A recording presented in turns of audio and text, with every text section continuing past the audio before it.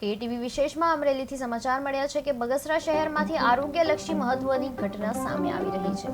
બગસરા ખાતેના સ્વામિનારાયણ મંદિર પ્રાંગણમાં બગસરા તાલુકા હેલ્થ કચેરી દ્વારા સરપંચો સાથે આરોગ્ય સેવાઓ અંગે સંવાદ કાર્યક્રમનું આયોજન કરવામાં આવ્યું હતું। કાર્યક્રમમાં અધ્યક્ષ સ્થાને બગસરા પ્રાંત અધિકારી કેવી નંદા હાજર રહ્યા હતા અને તાલુકાના વિવિધ ગ્રામ પંચાયતોના સરપંચો, આરોગ્ય કર્મચારીઓ તેમજ અધિકારીઓએ હાજરી આપી હતી। આ તકે અનેક મહાનુભાવો હાજર રહ્યા હતા।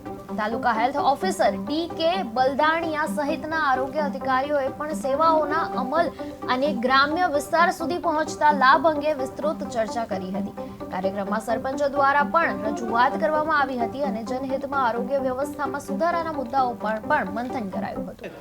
પરંતુ હવે ભવિષ્યની અંદર છે એ બાળ મૃત્યુ દર ઘટાડવા માટે એ 0 તરફ જઈ રહ્યો છે અને તેના માટે આરોગ્યના તમામ સ્ટાફને વારંવાર ઓન જોબ તાલીમ આપવામાં આવી છે। જે તે લેવલે માતા અને બાળકને આપવાની થતી લોજિસ્ટિક દવાઓ છે, ઇન્જેક્શનો છે, પોષણ છે, એની ઉપલબ્ધિ છે એમાં ક્યાંય ઘટ ના પડે તેના માટે કરવામાં આવ્યું છે। સાથે સાથે રેફરલ સર્વિસીસ છે એ પણ કરવામાં આવ્યું છે અને જે જિલ્લા કક્ષાની હોસ્પિટલમાં જેમને સેવા આપવાની થાય માતાને એના માટે પણ પૂરતા પ્રયત્નો કરવામાં આવેલા છે।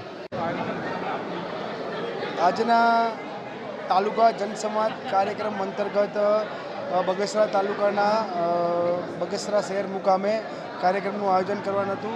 તાલુકા કક્ષાએ ડીએચઓ શ્રી તથા તેમની ટીમ દ્વારા આ કાર્યક્રમનું આયોજન કરવાનું હતું।